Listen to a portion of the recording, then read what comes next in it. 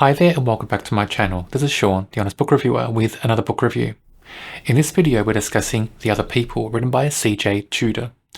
It's a thriller, but also a slight horror, and has some paranormal aspects in there as well. I think this would have worked better as just a thriller. Get rid of the paranormal aspect, get rid of that slight horror as well, even though that slight horror thing is typical of CJ Tudor. I mean, CJ Tudor includes, dark elements, sinister elements, chilling, all that sort of thing in her books. But I think this could have done without paranormal and could have just toned down that horror element as well. It's not true horror, but just tone it down a little bit and concentrate more on suspense and tension. I think anyway in this book would have served it better. That's my opinion anyway. I still enjoyed the read, but there's paranormal aspects in there. The way it was included distracted me from other elements in the story.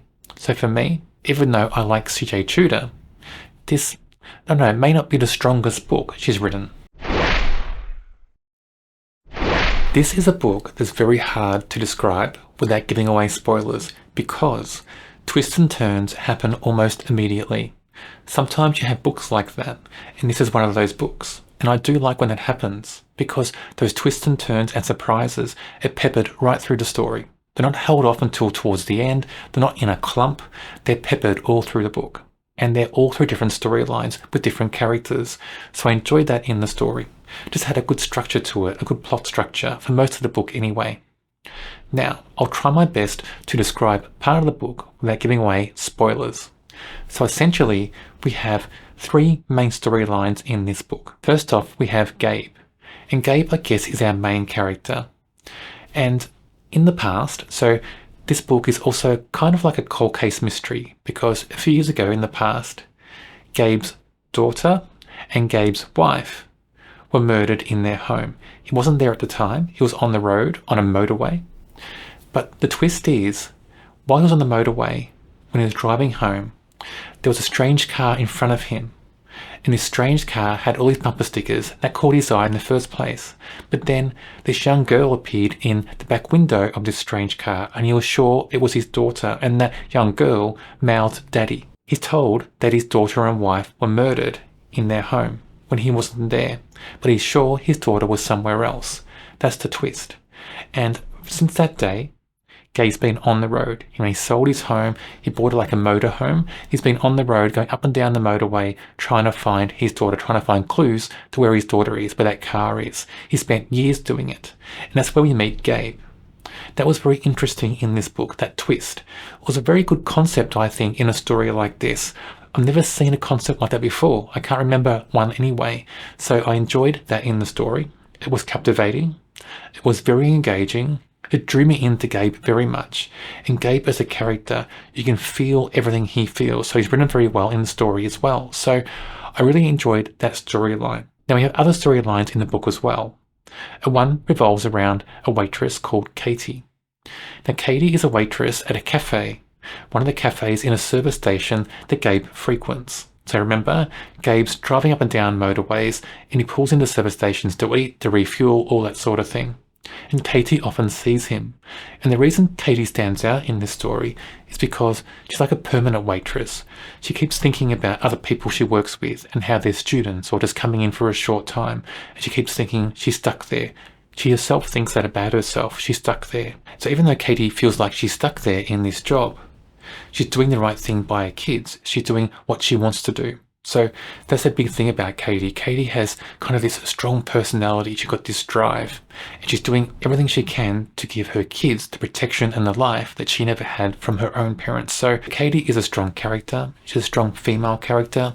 And she's just got a strong personality. And she stands out so much in this story, not just because there's a story arc about her in the book, but other reasons as well. Her personality, her character development, all that makes her stand out in the story as well. So Gabe and Katie have this connection. It's very fleeting at the start.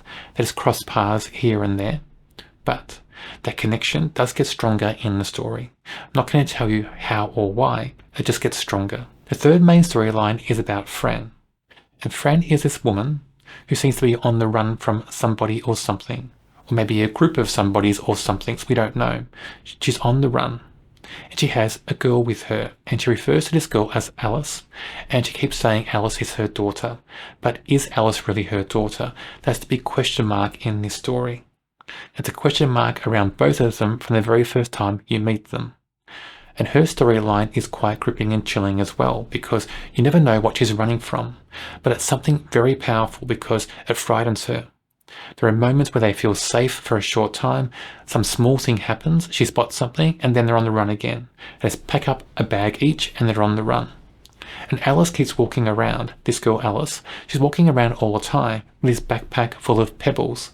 And those pebbles are quite mysterious. Alice has this scene where she looks in mirrors and sees something and she keeps fainting. Every time that happens, when she comes to, she has a pebble in her hand. And she keeps collecting them. She just has to collect them and keep them with her at all times. And that's a recurring thing in this book, that backpack full of pebbles. Alice won't let them go. So that's interesting. That's a bit creepy, a bit paranormal as well. So that's a slight paranormal thing in the story. Now, speaking of paranormal things, this book does have a paranormal aspect.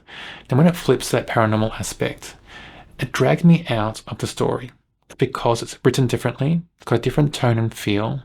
It's written in a way I think the author's trying to make it mysterious, almost ethereal, I think, as well. But it drags you out of that thriller aspect. It drags you out of the tension and suspense. It's trying to put something else in there, a whole different tone and feel. And for me, it kind of ruined the book for me in a small way, because I was getting right into certain storylines. I was feeling emotions, I was feeling tension, I was feeling atmosphere. I was engaged with certain characters at certain times. And then I'm flipped out of that and into this kind of ethereal, different tone and feel, paranormal aspect in this room. I'm not going to tell you much about it, but just changed the whole feel of the story for me.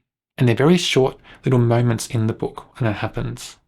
And to be dragged out quite constantly, I think. It happens a few times in the story, but these short moments, I don't know, it just felt like it was tacked into the story. It just felt like it was added at a later thought. I don't know if it needed to be there, because it kind of just ruins the flow of the story and the structure of it in some way. The last person to mention in this story is a character called the Samaritan. The Samaritan comes into the book because he's helping Gabe. He's helping Gabe find his daughter. Now, the Samaritan is written to be mysterious. We don't know everything about him. And we've got question marks about him as well. Can he be trusted? Is he really good? Or is he evil as well? We don't know. And he seems tied into the paranormal aspect as well in the story in some way. But for me, the author kind of hedged bets on this character, I think. Author didn't give us enough, I think, about the character. Didn't go deep enough or dark enough. And maybe that was, a slight pulling away from making that character too dark. But for me, this character needed to be darker. You got hints about him doing bad things maybe, or being a little bit evil, not always good, who knows. But for me, that could have been just made stronger, make the character darker, give the character more menace, more purpose in what he's doing, because in the book, he felt a bit wishy-washy for me. It was this mysterious character that was there, but not strong enough to really engage me enough with the character and make me care about the character even. So for me, it's almost like a wasted opportunity to make this character everything it could be. But one thing about this book that's a negative is it relies too much on coincidence. I don't mind in books if we have a bit of coincidence here and there. But I think sometimes in books like this, an author gets too tempted, I think, to just allow everything to be too coincidental. And in this book, it's heavy on coincidence. There's so much of it. And I just always wonder, is there better ways to drive a plot forward? Do you need to make it all about coincidence? I don't think it has to be about coincidence all the time. I'm not saying that coincidence is always a bad thing. I'm not saying it's black and white how it's used in a story or accepted in a story. I'm just saying sometimes it feels overdone in a book. And in this book, it felt overdone. And then the conclusion of the story, it felt underwhelming to me. After great characters, after great tense moments in the story, after great atmosphere in the story as well, and great twists and turns and surprises, the conclusion just felt a bit weak to me. Didn't feel tacked on. It felt like it still fit the story. It just felt weak. So for me, I don't know. I don't know if it could be stronger. I'm not sure. It just felt weak. Gabe, who's our main character in this story, he's a good character, well written. He's so engaging, especially at the start of the story. He hooked me straight away. It just feels so real. All his emotions, everything he goes through, feels so strong and so clear in the book, feels real. Everything feels so honest and genuine. It's just written so well. He feels like a real person. It just feels like you feel his desperation. You feel just how hungry he is to find out news about his daughter. His certainty. You feel his certainty in the story that his daughter's still alive, despite everybody telling him it can't be true. He's so certain, and you feel that because of this character, you start to believe it as well, because he's so certain, and it feels so genuine and real. So for me, when a character is written like that in a book like this, it's just great. It's amazing. Katie is a character that in a book like this just makes my day. I can picture Katie in a movie, in a TV series. She just stands out for all the right reasons. A strong character, a strong female character. Despite all the odds, she's succeeding and she's content. And just her genuine kind of kindness, her genuine curiosity, her genuine willingness to help people who need help. All those things about this character just shine through so strongly. And characters like this, in books like this, in stories like this, stand out so much because you have other characters that are dubious, that have question marks. You have other characters that feel a bit sinister. You have other characters you're not sure about. But Katie, I think you're always sure about her. With Katie, what you see is what you get. There's little twists and turns in her storyline, but not about her character. And I appreciate that because it must be hard to write characters where the character is the character. You see the character for who they are from the beginning. And there's no hidden things about the character to uncover. But to write a character like that is still so strong and so well done and stands out so much, there's a skill in that, I think. I want to mention the Samaritan in this video because I don't think this character actually worked. For me, it didn't go dark enough, didn't go deep enough. I think there was a line the author didn't want to cross maybe with this character. This character just could have been darker, more sinister. We get little hints about what the character could do, but I think there's more to explore in this character. And I think why not go for it in a book like this? There's already dark moments in a book like this. You have a character who's mysterious, who waltzes in, who has some sort of, secret wealth it seems, or secret power it seems. I don't know what it is about the character because we don't get enough about the character. I don't think it's enough to have mystery because mystery alone, when a character is not given all who they can be in a book, I think the character deserves to go the extra mile, go darker, go deeper, give us more about the character. Authors aren't afraid about characters who are dark and deep. Just do it in a book like this, because it would suit so well. Despite me enjoying other CJ Tudor books so much, this book felt a bit weak to me, and I rated it a 3.5 out of 5. But it doesn't mean it's not a bad book. It is a good story, it had me hooked and engaged. There's just little things in there I preferred weren't there. I think sometimes certain characters could have been stronger.